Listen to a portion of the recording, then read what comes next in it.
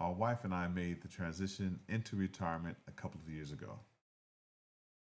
We were in our early 60s, and the move to retirement was not sudden, but done with deliberate and careful planning that took us years.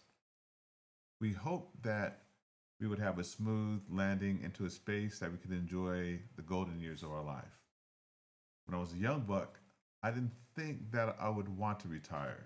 I loved what I did. I enjoyed the competition. I enjoyed the grind. I liked that I was able to move up the corporate ladder. I enjoyed the recognition. I was rewarded in a number of ways. Through work, I was able to travel the world, make a really good wage, uh, win a few awards, and I lived in a nice home in a nice suburb, and I drove a nice car. At work, I was the first in the door and the last one out. It was tough, it was complex, um, but it was rewarding, and I enjoyed breaking stereotypes.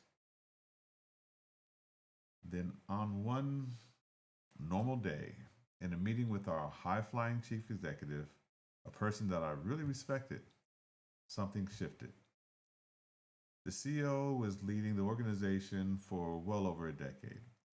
I knew the CEO was under a bit of pressure, um, but I enjoyed delivering for the organization, and that was acknowledged and appreciated by the CEO. To many, I was the golden one, but on this particular day, the CEO was yelling at me in front of my colleagues. To this day, I'm not sure why, but I know this: the next day, it was like nothing happened, but something in me changed. For the first time, I was seriously contemplating retirement. I was old enough, financially looking pretty good, and soon I stopped being the first one in the office and the last one to leave. I soon stopped taking work home.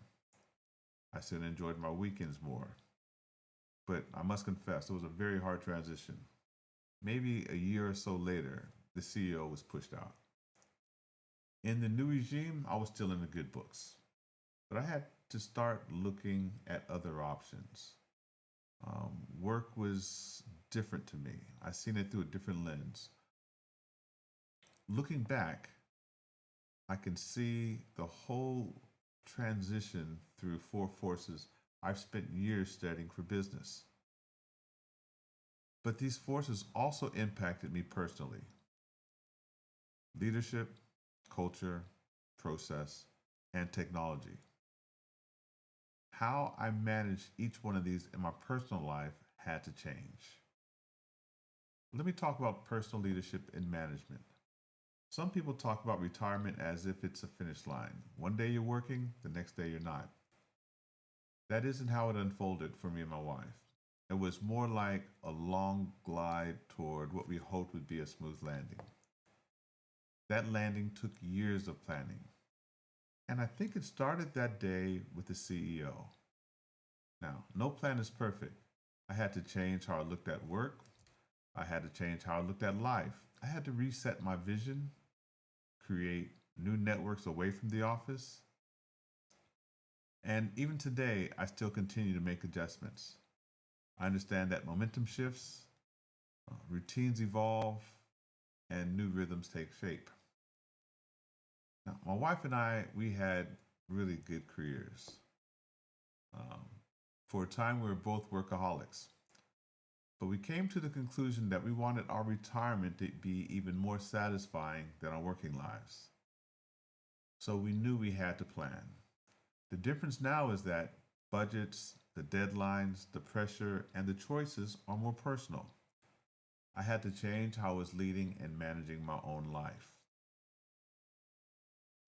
From a cultural perspective, what surprises me most is that life hasn't slowed down. We have more room to seek out new experiences, more time to notice the small things, more energy to try new things. There's this new kind of richness, this new kind of freedom that we heard about, but we didn't expect it to be what it is. The transition from being a workaholic to working to live rather than living to work was hard. but I'm telling you, it was so worth it. Retirement, as it turns out, isn't about stepping away. It's about stepping into something different, a different flow. So the culture has changed for us in a personal way. The challenge and the gift is learning how to live in that new space with new intention, new curiosity, and new appreciation. Yes, that's a bit of a culture shift. So it's not just about a change in schedule. We have new hobbies, how we interact with the family changes. Instead of saving for retirement, we are learning how to spend in retirement. And that's a lot more difficult than we thought it would be because we spent decades working on saving money. Now all of a sudden, we get to spend it. So that's part of a new process that we look at. And even today, um, we have we develop new routines, new schedules, new ways of deciding what matters this week and what can't wait. I had to build processes for things that I'd never had to think about. How to structure a week without meetings driving it. How to balance things that we want to do with the things we simply need to do. How to make space for projects that didn't have a deadline. Um, all these things were fairly new to us. But something else too, we also had time for things that we wanted to do that we just didn't do. And one of the hardest challenges I've achieved a lot in my life, but just trying to stay healthy while being over 60, that's a whole new space. Now I've got time to do it. Now, the dedication I put into that work, I want to see if I can transform that into being healthier. And let me talk about technology. Instead of using technology for work, I started using it to research and plan for retirement. The tools that I used at work really didn't change. The purpose of those tools did change. The technology includes learning how to develop and manage my personal online presence across multiple channels. And I'm still learning how to do that. How to use technology to share my knowledge. And this learning process continues today. And I'm telling you, I'm enjoying this process. Now, in closing, for me, learning and the fun associated with learning continues day by day. Like some of you, I look at life as a journey. Certain doors open, certain doors close. And as we go deeper in retirement and as we get older, I'm more thankful for the doors that I went through in my life. I'm thankful for the lessons learned because if I was learning them now, it would be too late. Those lessons include learning how to be focused, the importance of education, formal and informal education, learning about people, not taking yourself too seriously, and learning that even as an adult, when you fall, you can still get up, learn the lesson, and keep moving forward.